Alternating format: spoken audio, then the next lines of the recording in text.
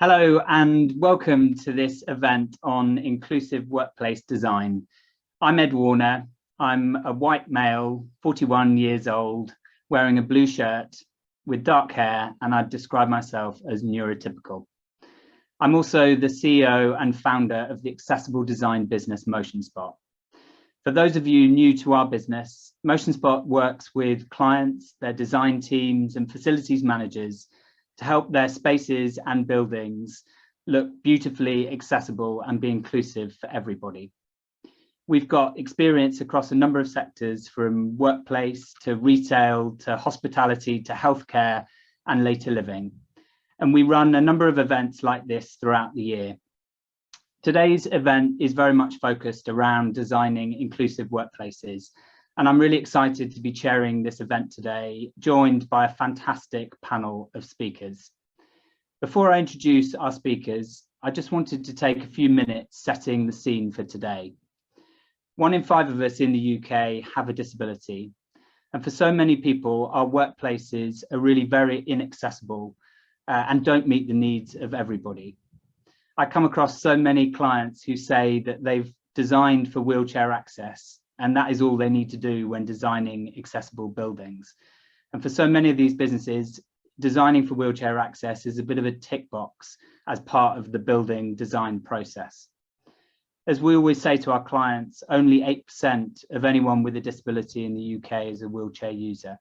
So the work we do is working with clients to design for the 8% of wheelchair users, but also the 92% of people who may have another physical, cognitive or sensory disability. April is World Autism Month, and last week ended was Autism Awareness Week. And what we've decided to do for this webinar is to focus around design for neurodiversity. And we've got 2 fantastic speakers, Jason and Dan, who I'll introduce in a minute, who will be bringing their own personal experience of designing for autism in the workplace.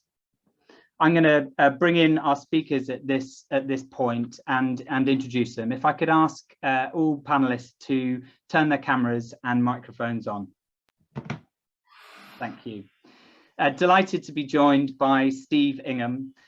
Steve is CEO of PageGroup, one of the largest recruitment companies in the world.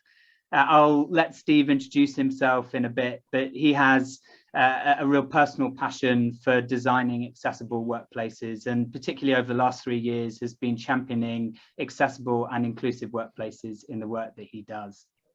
Really delighted to be joined by Coghill. I've known Ron for a number of years. She is director and major projects lead at Barclays Bank. Ron has been responsible for embedding accessible design principles into the very early stages of an amazing development up in Glasgow, 500,000 square foot of office space. And Ron will be sharing her experiences of designing that accessible and inclusive space, and also share how those principles are being carried through to other developments from Barclays. Also joined by Jason Slocombe. Jason is an experienced architect, also a member of the Motionspot design team. Jason's area of expertise is studying the impact that buildings have on health and well-being. He is a particular advocate of neuro-accessible spaces, with a focus particularly on designing for the autistic community. Welcome, Jason. And really pleased to have Dan Jones on this panel as well. For any of you on Instagram, you'll already know Dan really well. He is an autistic Instagram influencer with a growing following of Instagram followers. He's also an author who'll bring the lived experience of working in an office and really kind of help us understand what works well and what doesn't work well within an accessible or inaccessible workplace. Just before I bring in Steve and ask the other speakers to turn off their mics and videos, I just wanted to just have a bit of housekeeping before we start. We will be recording this event. There are a number of people who will be wanting to see this at a later date. The captions are on for this event, so for anyone that wants captions, there's live transcript that you're able to access in the toolbar below.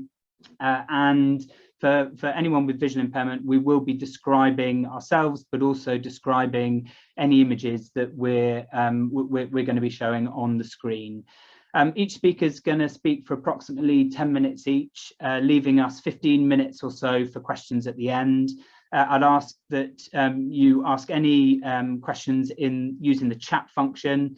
Quite a lot of people use the Q&A box, which then is quite difficult for someone chairing to bounce between the two. If we can if we can use the chat function for that, that would be great. And I'll be able to field those questions to speakers as we go. Right, let's get on with it. If we can ask for speakers and to turn off their microphone and cameras, please, and we'll keep Steve on screen. Steve, great to see you. How are you? Yeah, very well, thanks, really well. I obviously know you well, but for those that don't, are you able to just describe yourself and give a bit of an introduction to you? Sure, well, I'm taking your tips. I'm a white male. I think I'm neurotypical, and I'm 60 years old, very ugly, and I'm about 192 tall if I could stand up, but I'm only actually about 3'6" or 4 foot because I'm constantly in a wheelchair. So a bit shorter these days. Thanks for that intro, Steve. For those that don't know you, are you able to just explain a bit more about you, your story, and why you're sort of so passionate about this space around accessible design, particularly of workplaces? Yeah, no, sure. Well, as you said earlier, I'm CEO of PageGroup. PageGroup employs about 8,000 people around the world and is focused on recruitment.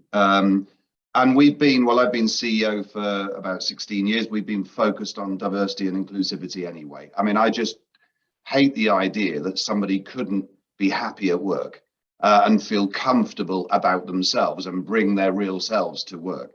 And, you know, as we've learned more and more about this over that 16-year journey, we've realized the intersectionality of it as well, in that, you know, you're not just, it's not about male and female or about sexual orientation or age or whatever disability. It could be that you're a combination of differences across all of those different facets. And so we've become more and more competent. We were very focused on disability 4 or 5 years ago, where we were perhaps more focused on mental health. And then 3 years ago, my personal story, I had a nasty skiing accident, very nearly died. And a result of that accident, I am now a paraplegic. So basically from about the belly button down, in simple terms, I have a complete fracture of my spine and spinal cord. So I feel nothing below there. And I'm permanently in a wheelchair. So clearly my personal focus, if you like, on disability and particularly spinal cord injuries grew there. And of course, that made me understand accessible workplaces. And just finally on that, I mean, at the moment, from a recruitment perspective, we've never been busier. And I think that reflects, you know, people talk about the big resignation and candidate shortages, and every CEO I talk to, and I talk to a lot, talk about the challenges of recruiting at the moment. And yet more and more companies are focused on diversity and trying to recruit inclusively. And, you know, they want more access to a diverse pool of candidates, and we're spending a lot of time helping them with that. And that also hopefully releases the tension around not being able to find candidates at the moment. In other words, look in pools where they exist, but sadly have been ignored over the years. I was going to come on to sort of touching on that trend. You work with hundreds of businesses, and as you say, it's never been tougher to recruit in this market. You've sort of touched on the point around businesses want to, you know, embrace diversity and inclusion to unlock, you know, hidden pools of talent that just, you know, weren't accessible to them before. What sort of trends are happening at candidate level, though, when it comes to choosing businesses that they want to work for? What are you seeing in the workplace at the moment?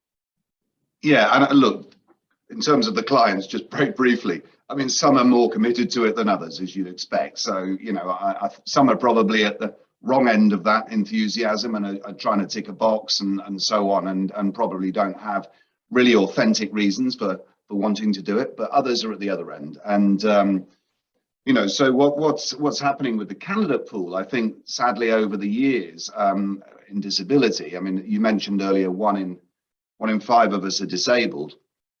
Only of the 14 million that could be employed, roughly speaking, only about 50% are actually employed, and that's a result of 2 things: the lack of clients being accessible and realizing that there is this pool of talent. And then also, sadly, candidates being put off at an early stage, even trying to get into the workplace. And you know, for example, one statistic, 14% of people who go to university are disabled, and yet the majority are advised at university not to declare their disability. Well, what does that tell you? It tells you you're probably going to get rejected. I mean, why else would somebody say, don't be honest about yourself? And so, you know, that to me is a dent straight there and then in your confidence to even apply. And I've been in recruitment for, you know, 35 years, actually longer. And I've interviewed a lot of people, probably more than most people, you know, because that's my job. And sadly, up until 3 years ago, I'd never interviewed somebody in a wheelchair. And that is not because I was prejudicing them or rejecting them or anything like that, or our offices aren't accessible. They are. But sadly, there just wasn't enough candidates in the pipeline. So we're trying to do a lot to change that. It's good to hear that the change is happening. You know, having worked with so many disabled clients on our consumer business, Fine and Able, we hear every day just how difficult it is to gain access to the workplace. So it's great to hear that it's changing.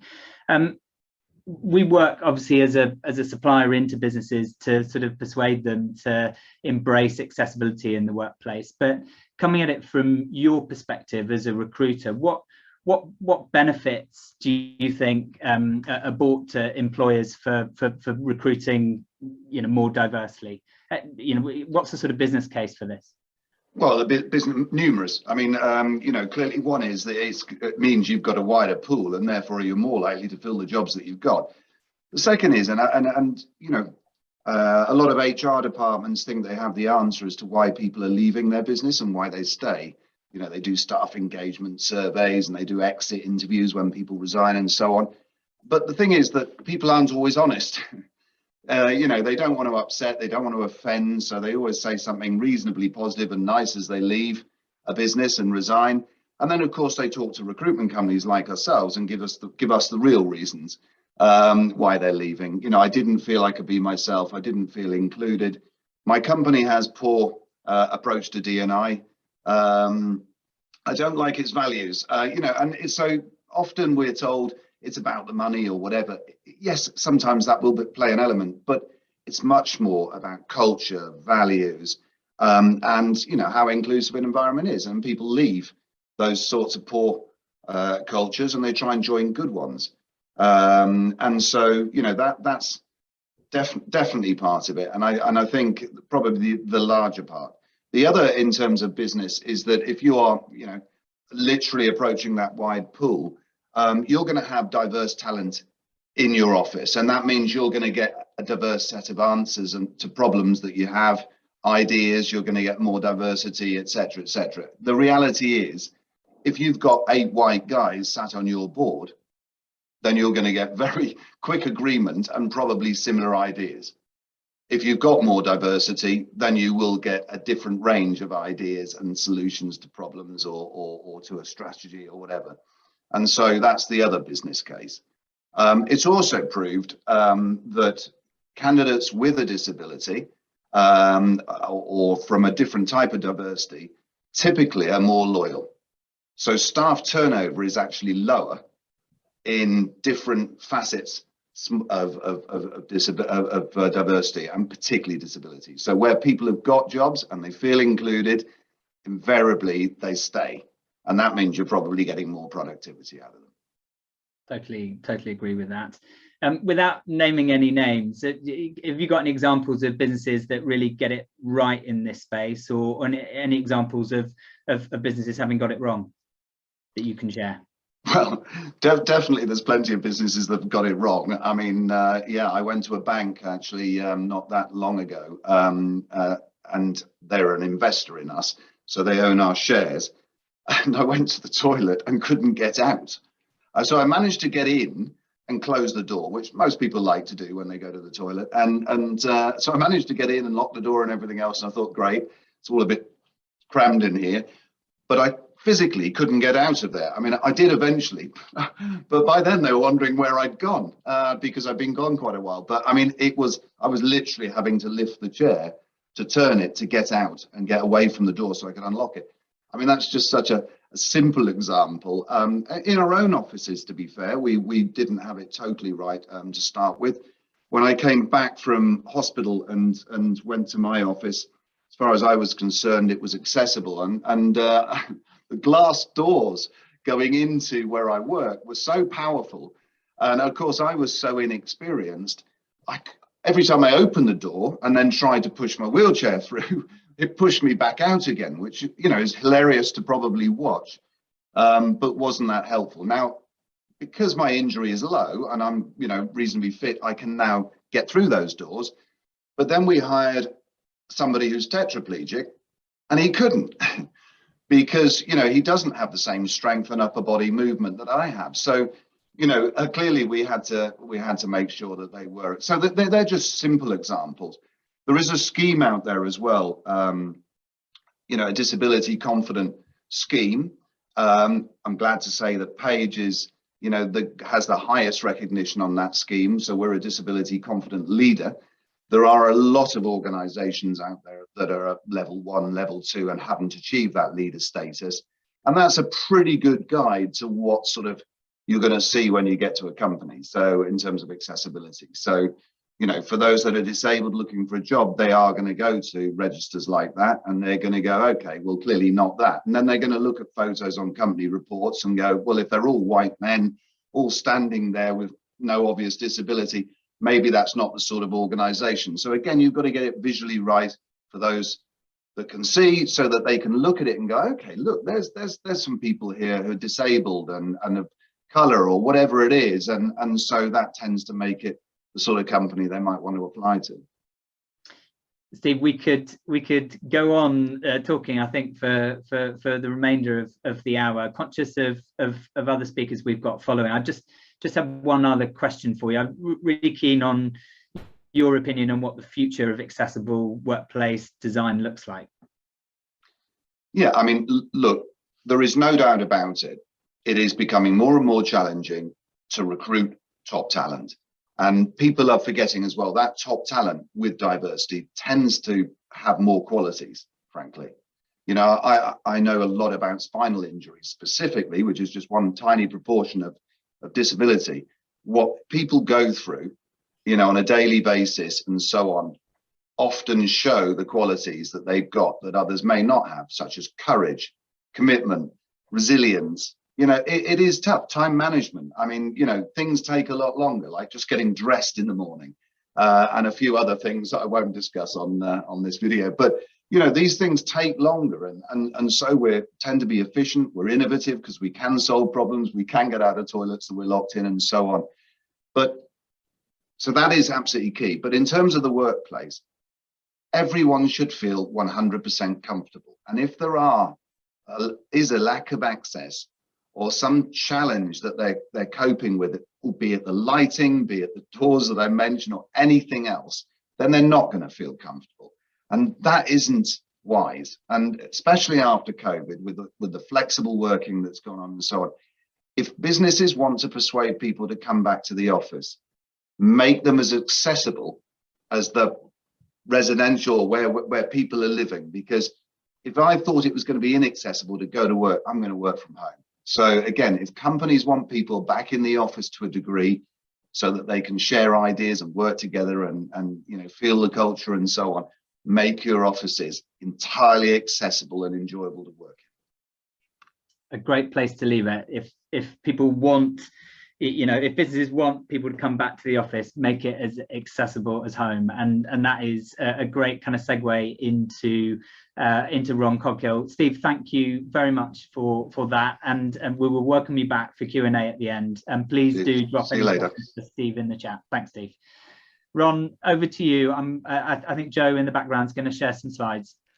Thanks very much. Hopefully everyone can hear me okay. I am not, as you might have thought, a man. I am Veronica Coghill, but I've never been called Veronica, so everyone calls me Ron. I am I'd like to say a tall, blonde, 6 foot, but I'm not. I'm a short, round Scottish woman, white, of a certain age. Probably standard on the neurodiverse scale, but I am mother of a child with autism and 2 or 3 nieces and nephews with autism, bizarrely enough. And I, not like Steve, but I've spent 4 years in a wheelchair, so have got more toilet stories than Steve probably wants to hear, but I'm with him 100% on those stories. I'm going to talk to you today about what, I'm not going to say this is best in class, but what you can do to make a inclusive design as attractive as possible. My background is architecture. I trained at the Macintosh in Glasgow. I've worked all over the world, and I work now for Barclays, and I'm head of all of the construction for Barclays and the design for Barclays. So interesting job, because a bank you think would have a fairly traditional approach to space and design, but interestingly enough, I think Barclays, and I'm not going to make an advert for Barclays, but Barclays have understood quite a while ago that having an inclusive, diverse workforce makes a company stronger. And specifically, I'm going to talk around Glasgow. Ed knows I could talk forever about this project because I've lived it for 4 years, but I'm going to try and keep it to about 10 minutes. And if anybody wants any other information on it, we can do that offline. So this is a new build project. It's a 500,000 square foot. It's right in the middle of the city centre in Glasgow. If you actually flip to the next page, you can see, oh, previous page probably, where it sits on the river in Glasgow. If anybody knows Glasgow, it's right in the middle of the city centre. It was an ex-derelict site, so having a clean bit of ground to start from is amazing. So you don't have to modify things, you don't have to change things. You can actually start day one and say, this will be an inclusive designed campus, and that's what we did about 5 years ago. We pulled in Motionspot, I think, from day one. Ed, you and I know each other quite well now, and we also, interestingly enough, I guess because of my family connections with Scottish Autism, we actually, as Barclays, partnered with Scottish Autism right out the blocks and said, we want this to be as neurodiverse inclusive as possible. That isn't just because of my personal interest. The bank wanted to hire about 10% of people into this campus who would have some form of disability. It wasn't a government target, that was the bank target, and that's what they're currently on track to achieve. So really, really exciting thing to work on from me personally, but also just a different approach to day one. We sat there in the architect's workshop, and the first thing was what's important, and it was about diverse design. So just if you flip to it, I'll show you how this actually now looks. So the first thing people always say when they look at this is, this looks like my house. And it's interesting, the last comment there from Stuart was that you needed to make it attractive. So this is a contact centre, this is a call centre. Sits in the middle of an existing community. And what we've done is basically make this as comfortable for any user, any age, any gender, any ethnicity, any disability to come in and to use. So we've looked at this as total barrier-free access. You'll love our changing place bathrooms, which we'll talk about in a second. Each building of the buildings we've built has got a changing place and full disabled access, both left and right-handed disabled toilets. So depending on which way your disability is and your strength is, you can get on and off the bathrooms. And we've got these changing places again in each of the buildings as publicly accessible places. So again, the local community can use them. These are literally the only ones in the centre of Glasgow right now, I'm ashamed to say. The nearest one, I think, is about 4 or 5 miles away. So huge benefit for the city, and I mean, a great thing for Barclays to give over that real estate. So wonderful facilities, basic, though this is talking about ticking boxes, this is basic ticking boxes. The next things that we actually have done here is are really around the workplace. So if you flip to the next slide, we can kind of start giving you a view. This is the first site in Barclays where every single desk is height adjustable. Yeah, might not sound like a huge thing, but it is. If you have a disability, if you want to move around, if you want to just be in a hybrid environment, having a flexible workspace that you've got enough space to either maneuver a wheelchair around or crutches is huge. So all of these desks have plus 50% of space at them in terms of the area around them. They're all fully height adjustable. The lighting, I think we're probably going to talk a little bit about the lighting. The lighting above can be individually tailored to the person's specific needs. We've got automated blinds that you can modify to your specific needs. And the area at the back, yes, that is actually swings. So again, if you are actually at your workplace and you're finding it noisy, you're finding it uncomfortable, you can move away. And no space is more than about 10 spaces from what we call a quiet zone. And the quiet zones are designed to have like maximum biophilia in them. The best views you can possibly imagine. Most of the views are over the river, which are phenomenal. And just a really interesting mix of environments. And interestingly enough, the staff, we've now got 4,000 people back in, and this week has been the busiest week, and I'm just off a call with the local business, and the feedback is, you know, the staff are loving it, and everybody is just wanting to come back in 4 or 5 days a week, which is fantastic. We just don't want it to be too busy, too noisy, but a beautiful environment for anybody to work in. And the other thing is consistency of environment. So we haven't designed a space and said, that is where you sit if you're neurodiverse, you have a disorder, or that's where you sit if you have a hearing impairment or a visual impairment. All the spaces are designed so they can sit anywhere. You can move around the campus seamlessly. Next slide. You're looking at this and you're thinking, oh, that doesn't look like an office, but it is. Again, lots and lots of spaces you can easily access. You can pull up this is a sort of standard corridor, very, very wide, very accessible. And that office there, you can see there's no huge table that you can actually struggle to get your chair underneath. It's all about being able to wheel straight in. The doors are on low pressure openers, so no issue from an accessibility point of view. And all of the accessible points onto the floor are push pads. So fully, I mean, we really have, we've missed 1 or 2 little things, but we've really tried to think of everything. And I hope you look at that and think that doesn't really look like a standard office. This is the HR department, interestingly enough, this is where they're going to live. Next slide kind of shows you a little bit more. If you go, sorry, I think that's the other way. You can go in the next slide. This is a nice one. There's 3 buildings, we've got different occupiers in each building. This building is actually the tech team. So this building has, although they don't identify it, we believe more people with neurodiverse issues. So this building we have specifically designed to be slightly more segmented than perhaps the other 2 buildings. And you can even see in this shot, we've got a little quiet room that is what we call very quiet. So it's got a calm carpet, it's got a calm wall. We've actually put in these little quiet rooms, extra baffling in the ceiling. There's 2 or 3 different lighting controls, so you can modify the lighting to your individual requirements. Whereas the room next door is what we call a noisy room. It's got a huge, big, bold graphic. It's if you're like me and you like a lot of noise visually, that's where I would go and sit, but somebody might prefer the room next door. Functionally, they've got exactly the same function in them, but they just perform differently from a sensory point of view. But again, we don't put it on the wall that says this is a autistic friendly room. We let the people individually find their rooms that they prefer in the space.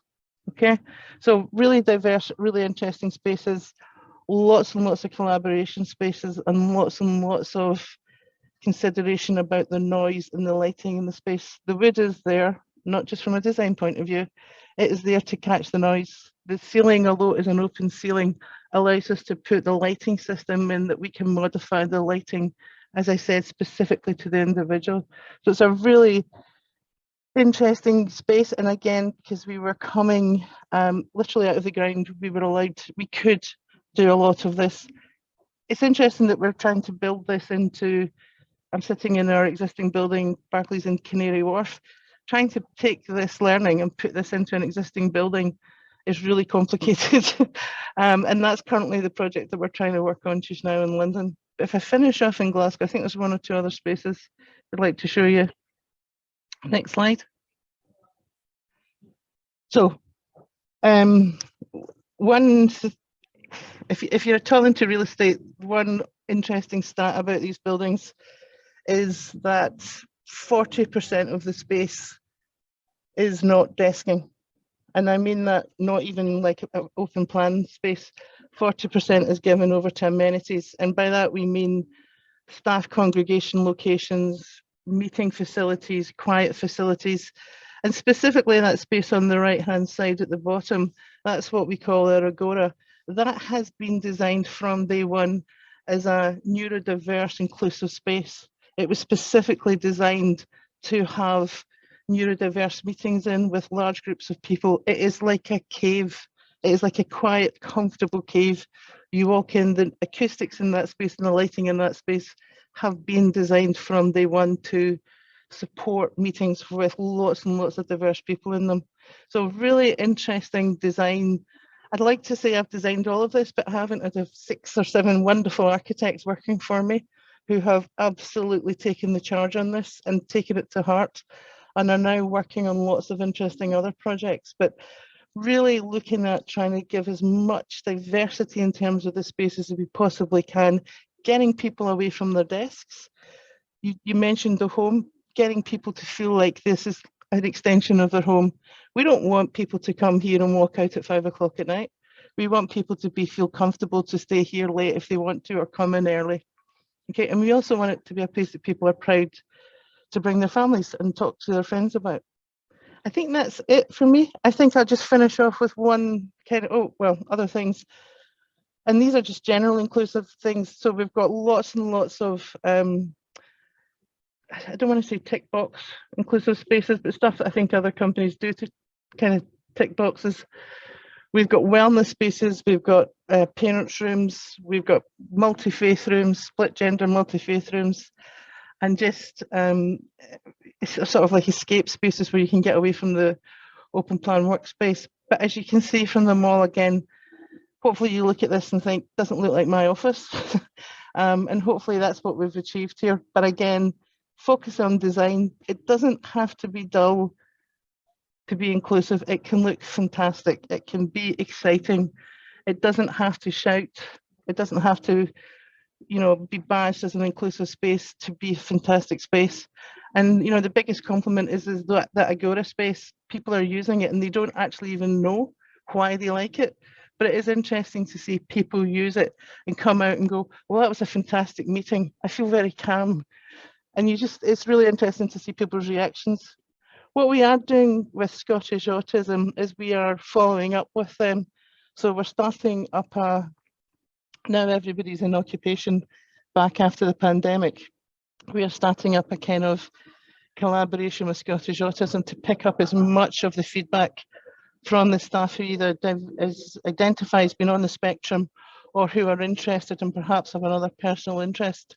And we're getting all of the feedback from them on what's working, on what's not. And we've made this commitment to staff that we will adjust the spaces and tweak the spaces if there's something that comes up that's not appropriate or not right or not working. But more importantly, honestly, selfishly, I want to learn. I want to learn what's right, what's not working, and take that into the buildings in London, the buildings in India, the buildings in Sydney, all the other buildings we're doing all around the world, because this, while we're talking specifically about this project, isn't the only one that we do this. So we're doing it everywhere. I think somebody's asking, is there a premium for cost? Great question. Interestingly enough, I would say no. If you do this at the start, if you sit and think about this as day one, and the width of the doors and the width of the corridors and all of this kind of thing, the noise, ceilings, the lighting, if you design it in from the start, I think it's a penny spent or a pound spent saves you about £100 on a retrofit. And honestly, we could not have done this without the Motionspot team sitting on our shoulders, without Scottish Autism sitting on our shoulders, constantly challenging and reminding us all about the sort of the first vision about this being an inclusive design. But the cost, if you spend it day one, repays itself 100%. And honestly, I'm sitting in London trying to figure out how we retrofit this into an existing building.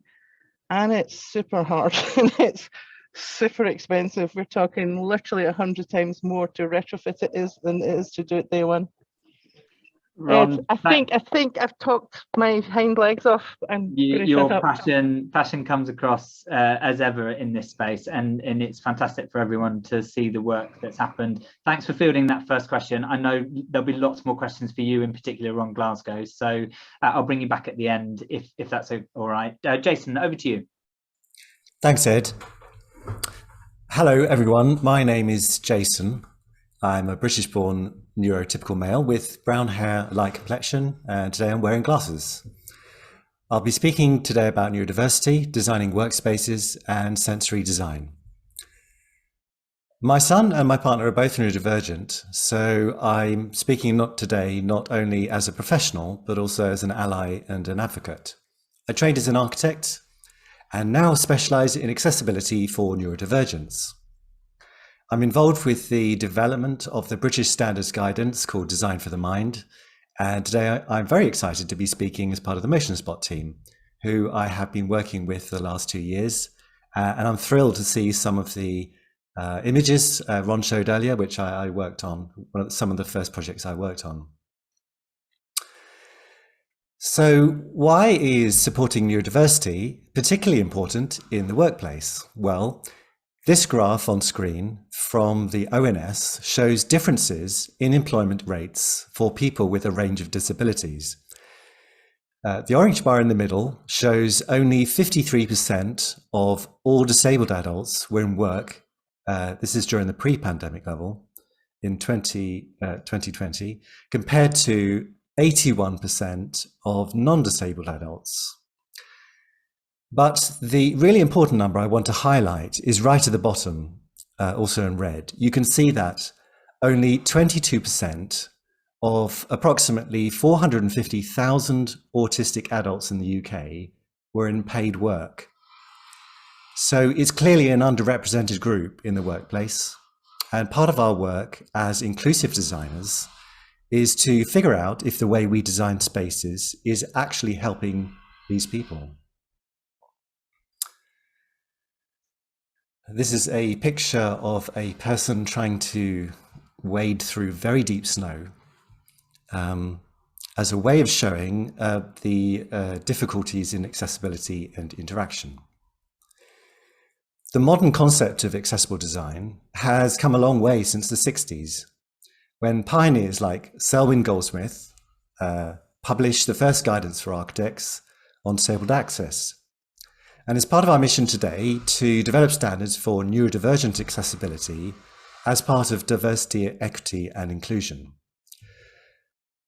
One way I think about inclusion is following Kat Holmes' idea in her book Mismatch, Inclusion Shapes Design. The mismatch here occurs in the interaction between humans and their built environment. And it occurred to me that we speak a lot about barriers in accessibility, but not so much about the friction that makes interactions difficult or undesirable.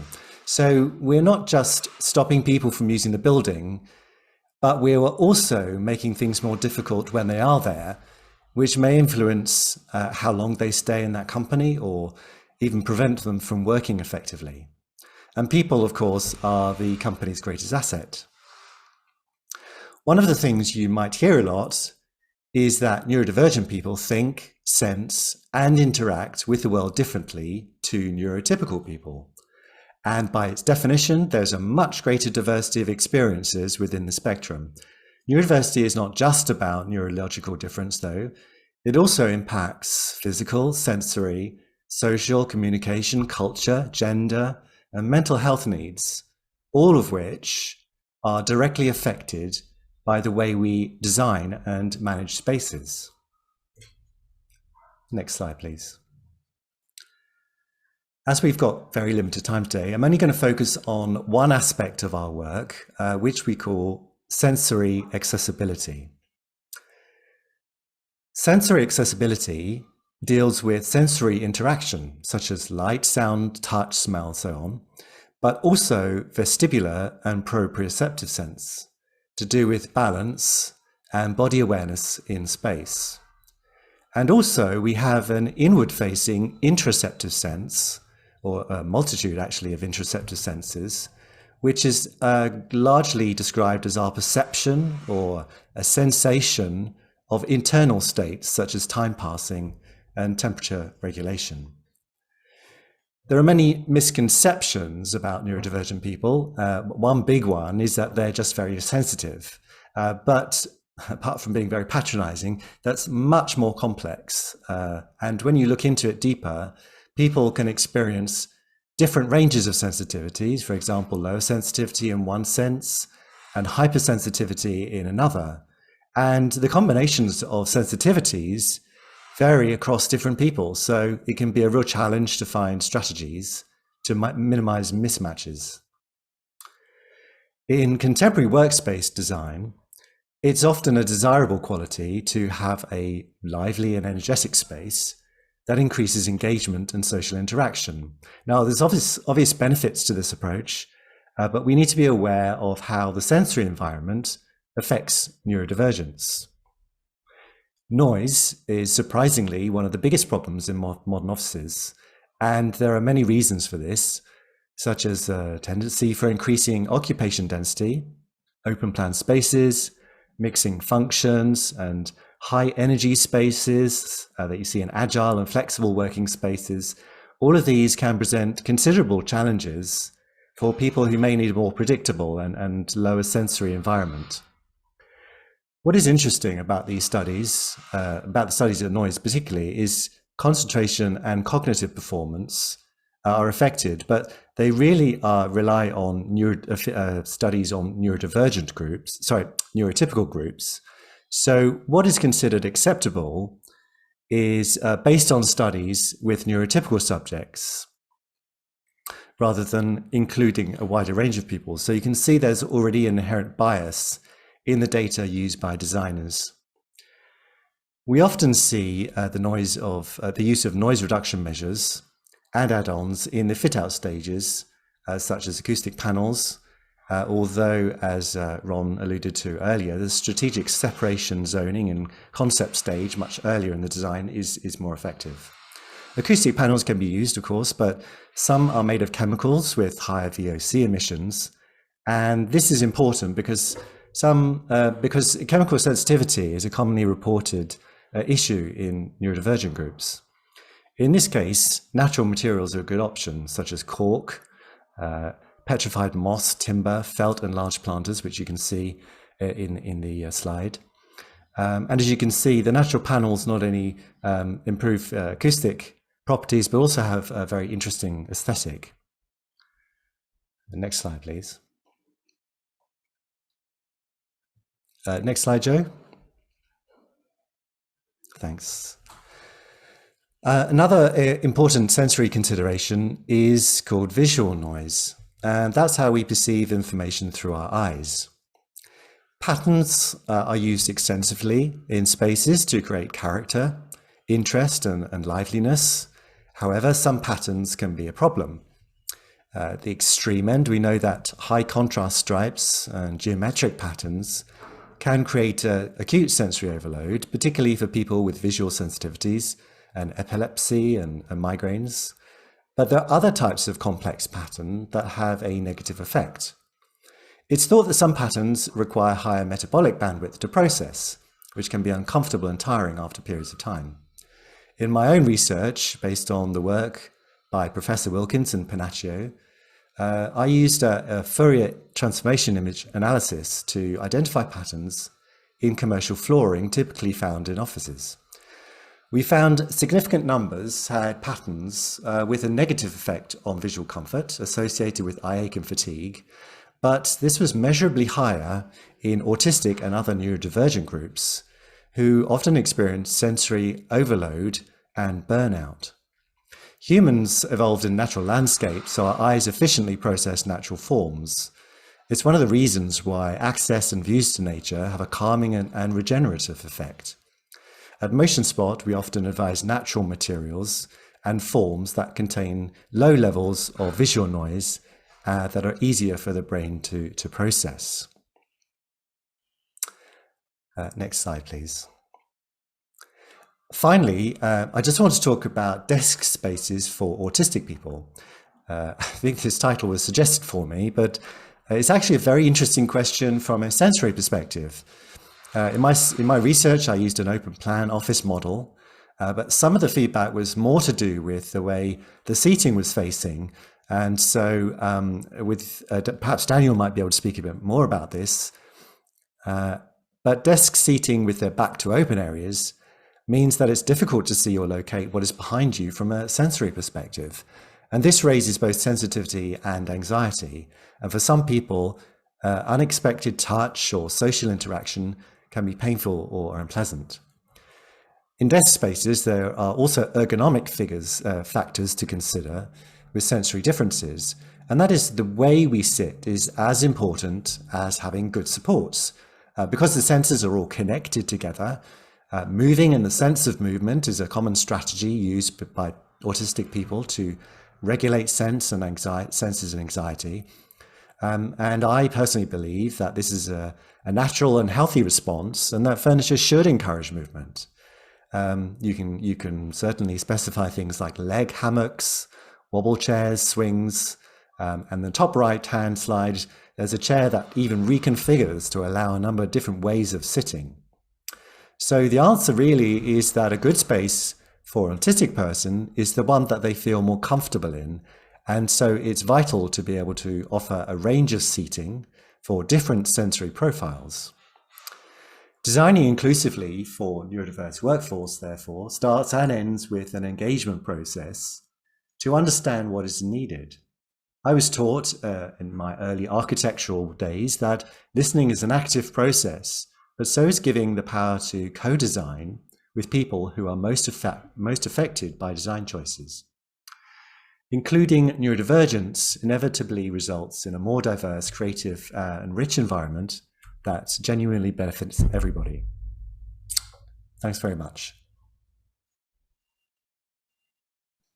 Jason, thank you very much for that, and fascinating to understand a bit more around the principles for designing for neurodiversity. Can I ask you to turn your camera off? Thank you, and I'll welcome Dan, and over to you, Dan. Thank you so much for that.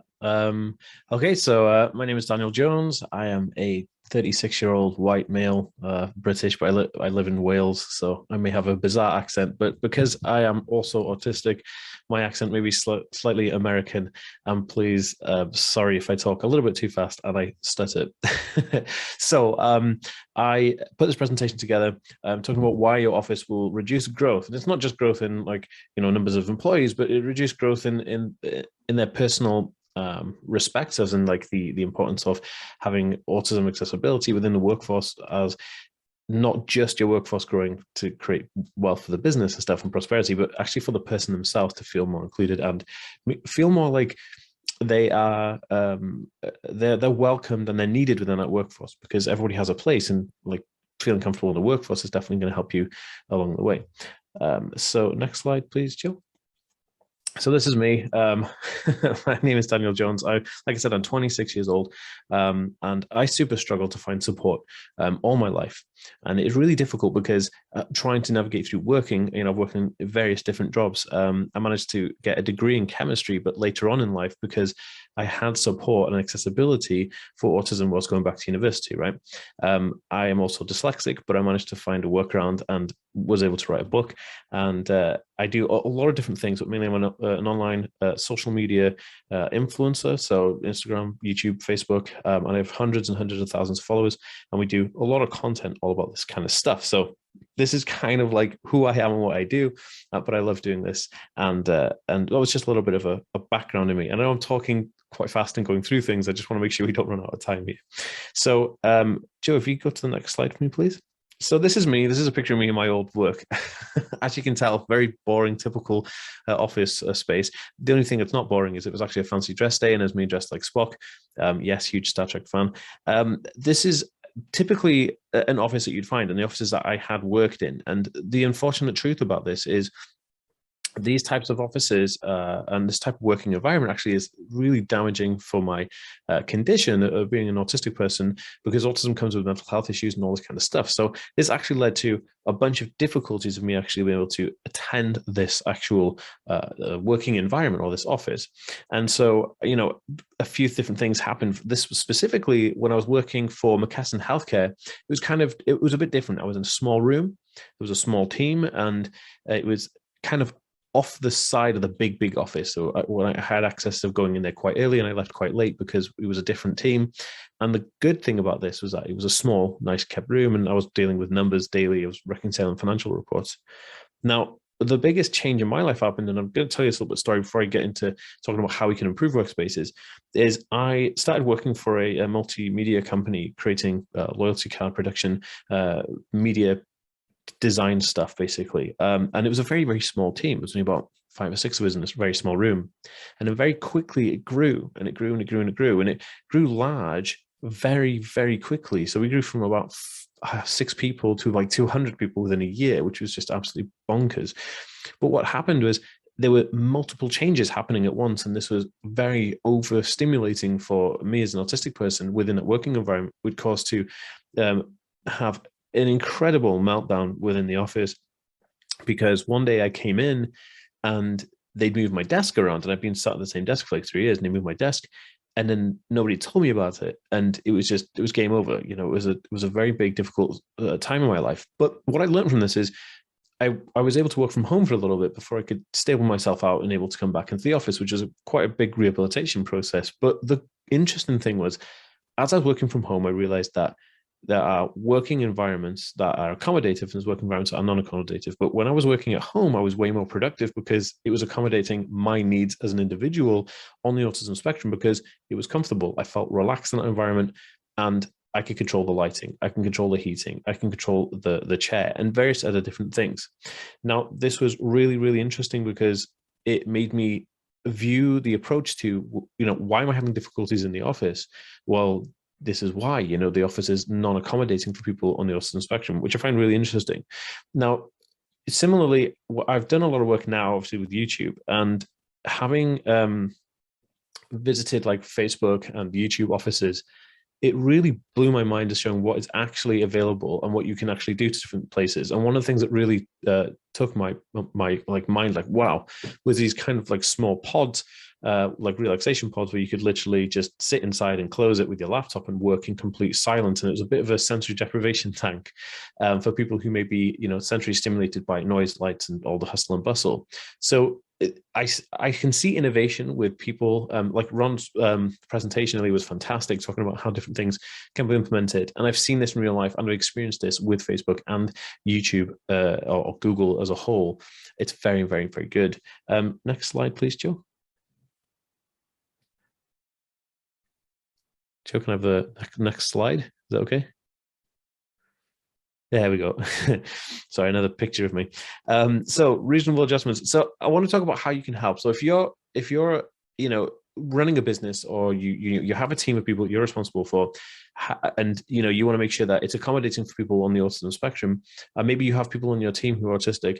I'm kind of going to go through some pointers here about some of the changes that help me and that could possibly help people in the wider community of work and stuff like that, because we're looking at architectural things, we're looking at different types of personal adjustments, but I think this is more to do with the individual of what I'm going to talk about. So I'm not stepping on anybody's toes, hopefully, Jason and Ron, because they did a fantastic job too. And this is just coming from more of a personal background. So one of the main things for me was wearing clothes. I noticed, you know, if you look at some of the other panelists, everybody's wearing shirts and ties and stuff. I'm not a shirt and tie guy. It's essentially stimulating for me and in a bad way, it overloads me. I have to wear soft, nice, comfy clothes.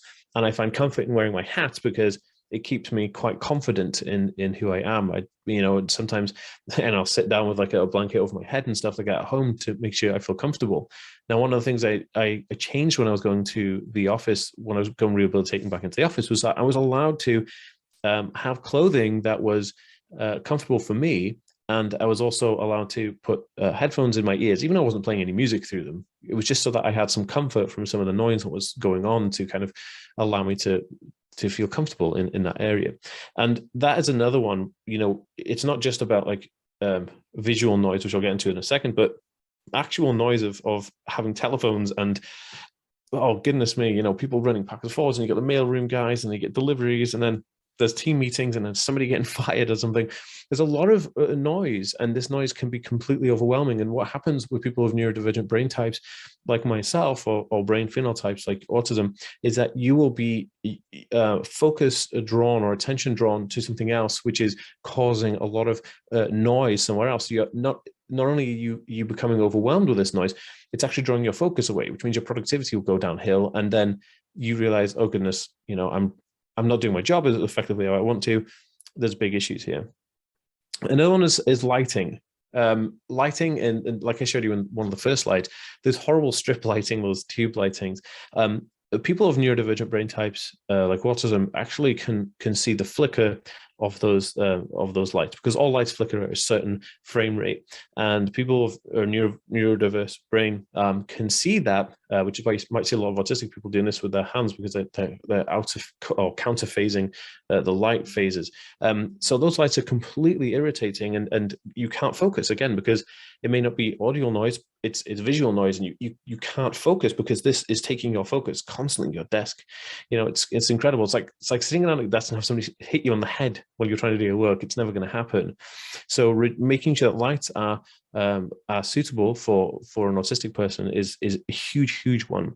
Reducing noise or visual noise, I like to call it the minimal desk. So a cluttered desk is chaotic for your mind, because again, your attention is being drawn away. I do a lot of coaching for parents to get their kids, to sleep better at night, who are on the autism spectrum. One of the things we look at is how much visual noise is in the room for that kid. How do we tone this down? And there was a great example of a room that Ron showed from like a quiet room, where you can control the lighting, and then the carpet and the walls and stuff are very soft. This is a great example of having like a very accessible, visually accessible space for autistic people. One of the main ones which drove me to having a really difficult time when I was working for the media company was there was no consultation with me. There was nothing to be considered. They didn't discuss with me that my desk was going to be moved and where it was going to be moved. And this is something that is vitally important when you're working with autistic people, is having the discussion and having that person who is of the autism spectrum disorder help you with the plan or the new thing that you're going to do. So if you're planning to move the office around, have that person involved so that they feel comfortable within that. This is a huge one that's always missed, because at a corporate level, decisions are made, and we get that, but then at the workers level, things just change daily. It's kind of like when you go to Tesco and you walk in and they've moved the whole store around, and then you're like flustered because you've got like 5 minutes to get your groceries before picking your kids up from school and go to the dance class. And so it's really difficult for you to find the things you need. And it's a very similar experience where if you come back to the office and things have changed, there's new colors everywhere, there's new things, there's new people, there's all kinds of stuff, sitting facing the right wall. It's a whole chaotic thing. So having someone involved with that whole movement and change is always a good thing. And then creating a routine, because autistic people love routine, and agreeing to create a routine together that the employer will honor for the autistic person, like, lunch at a certain time, sitting in that same spot, these type of things, coming in at a certain time, leaving at a certain time. Those things are super important to people on the autism spectrum, because that sense of routine gives them a sense of relaxation, because it's a part of their day that they can control in a very chaotic neurotypical world that the autistic brain exists in, it's nice to have small things that you can control, and routine is number one. So creating a nice routine that you can agree on, which is completely reasonable, which is a completely reasonable adjustment, would benefit that person so much more than you could probably know. And the last thing is sensory accommodations, like smells, colors, and you may be sensitive to certain smells, and there's somebody like putting a fried fish in the microwave or something next to you, in the office, depending on what layout's like. Just being considerate of making sure like smells and other type of sensory things like noises of taps and things like that are kind of taken into consideration when you're creating a space where autistic people can work within your organization. Joe, my last slide, please. So if you guys want to learn any more from me, you can reach out directly. My name is Dan. You can email me at theaspieworld@gmail.com, or you can follow me on any social media platform at the Aspie World. I'm verified on Instagram and Facebook and all that little blue tick, so you'll be able to find me very easy. Reach out, DM me, one of my team members or myself will reach out back to you. Thank you so much. Dan, that was brilliant. Thank you very much for sharing your experience of what works and what doesn't work in the workplace. We've got some time, 12-13 minutes for Q&A. There are some questions that have come into the chat box, which I will field to our panel in a second. Can I ask our panelists to turn on their cameras, please? And just while we wait for a few more questions to come in, I just wanted to give my observations on what you presented back over the last hour. Fascinating from you, Steve, to hear the sort of trends that are happening in this sector at the moment. We know it's a tough market to recruit in, but for those businesses that get it right, designing accessible and inclusive workplaces, it is an amazing opportunity for businesses. Particularly striking for me to hear you say in 35 years of recruitment, you've up until your accident, you had never interviewed a wheelchair user or someone with a seen disability, and great to see you now breaking down those barriers in the workplace.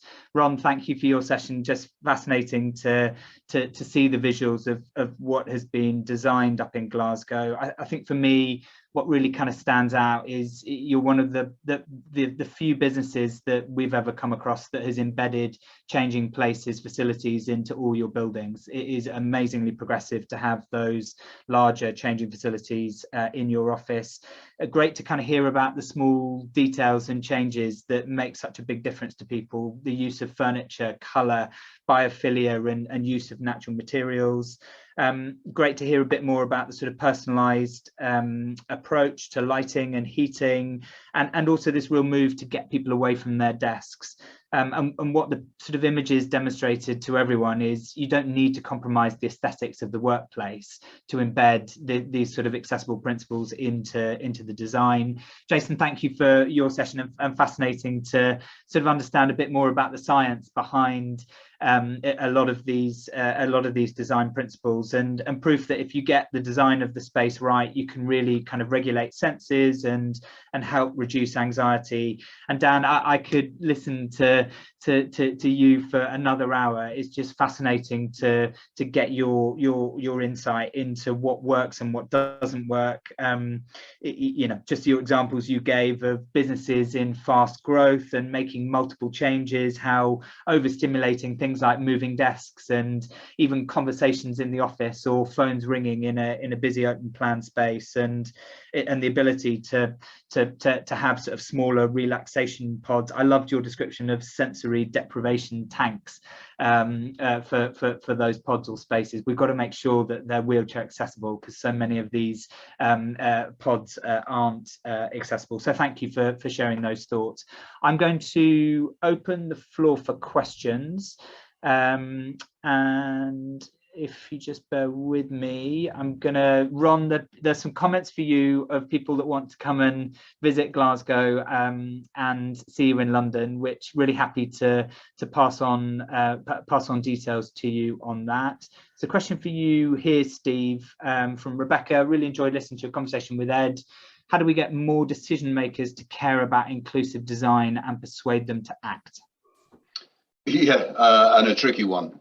Look, we're lobbying government to try to get more legislation put in place, which is one way of approaching it.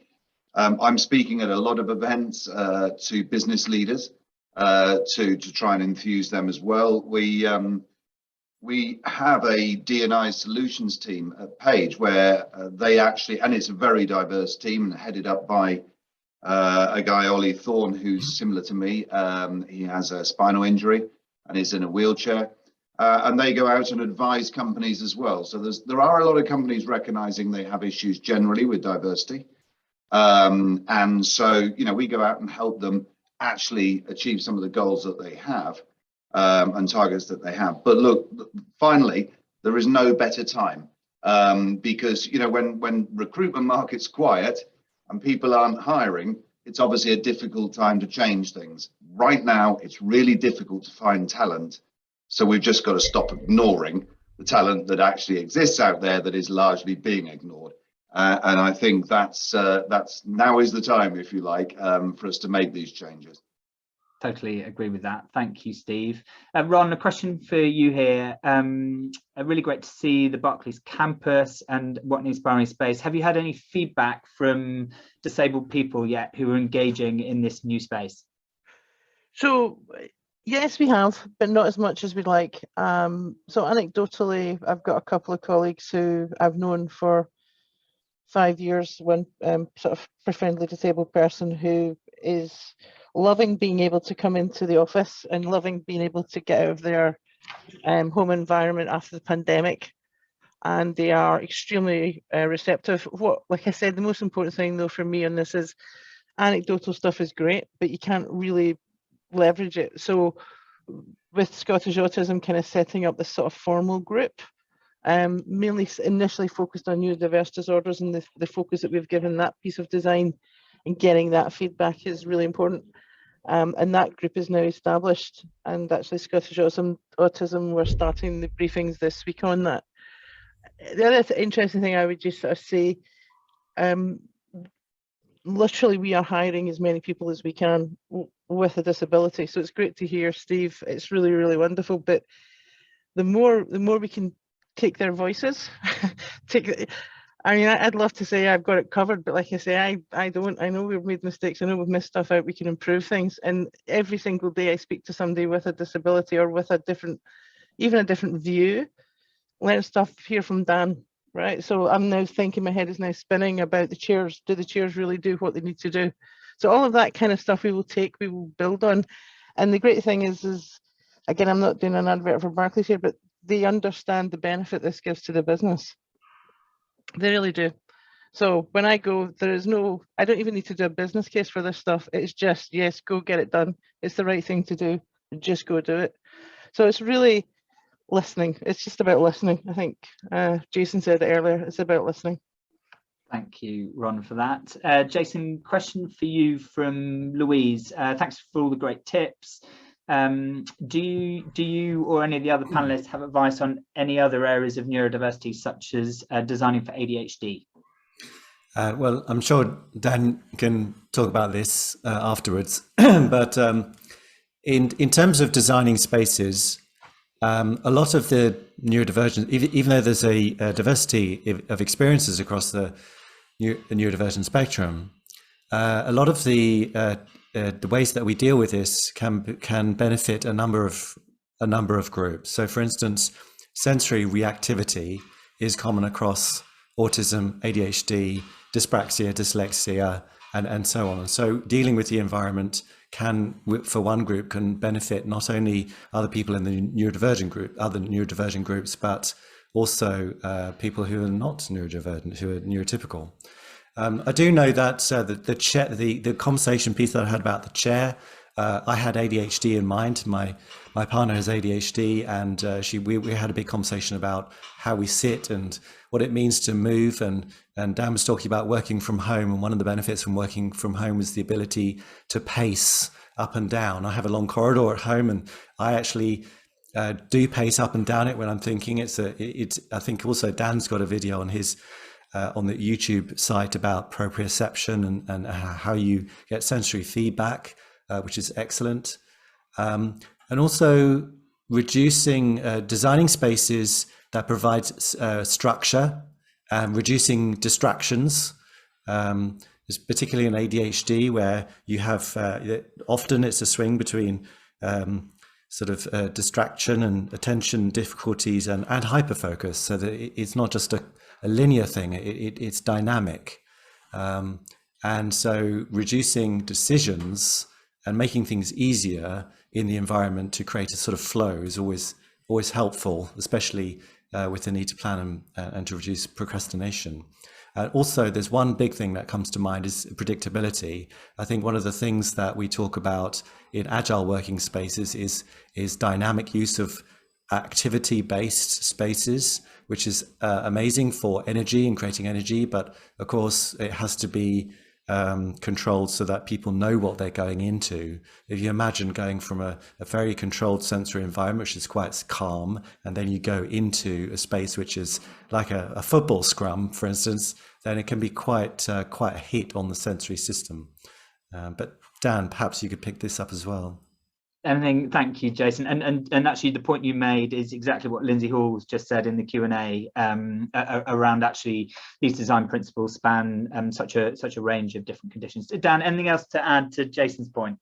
Yeah, I think well, Jason really covered a lot of really good points. I think one of the only kind of things I would add is having the ability for a standing desk as well to work from, because people with ADHD have a lot of restless leg syndrome, and standing up helps ground that. In terms of the personal progress plan or a reasonable adjustments for accessibility would be allowing them to kind of like take maybe short breaks to kind of like walk outside and just blow off some steam, because a lot of the time when you're focusing on something that is like directly in front of you, especially working at, it's very difficult to control that kind of pent up, sometimes hyperactivity if you're dealing with an ADHD of a hyperactive sense. Something I found really useful when coaching parents with kids is we do those, the stationary bike pedals that you can put under a desk to help kind of work out when you're in the office. Actually, they're really, really good for people to stay focused. So having one of those available for people at a desk who have ADHD will be really good for the focusing part of things, especially when in a working environment where you're needing to sit down at a desk. Thank you, Dan, and for your question, for your answer, Jason. We've got a number of questions coming in right at the end, as often happens. I'm really happy to share these with the panel and come back to anyone that's asked these questions. I'm just conscious of time, and I'm going to give the last question to you, Ron, if that's all right. And this is from a lady called Fanny, who says, hello, I was just wondering, how do you decide on what issues to focus on first? What is the process of prioritizing issues? Basically, where do you start?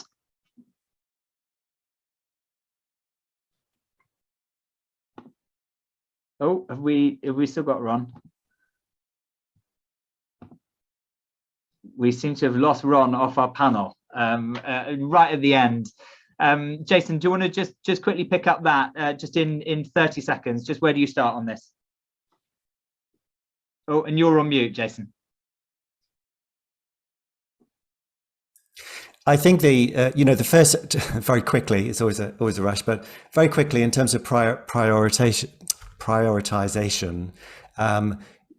I think that everyone wants to suddenly have a very quick answer to this and sort of say, give me 5 of the top reasons for doing this, or 5 of the best things, and forget everything else.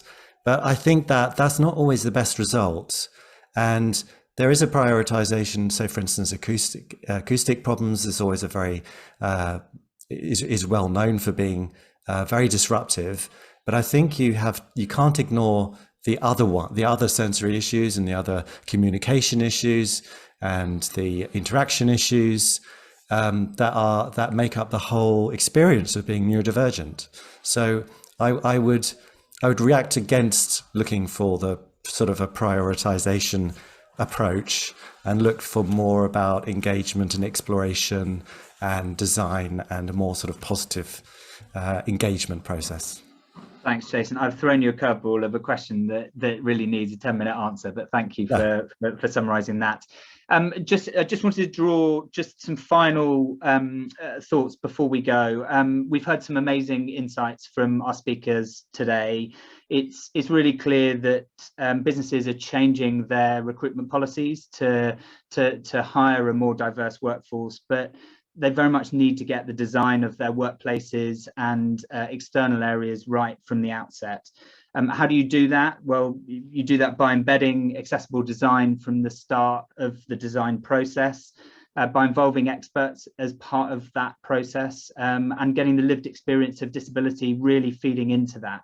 You know, Steve has demonstrated and Dan's demonstrated, you know, how they navigate around an office and what challenges and what improvements can be made. And I'd really encourage all you business owners and anyone who has a responsibility for designing workplaces to involve people with a lived experience of disability in this process.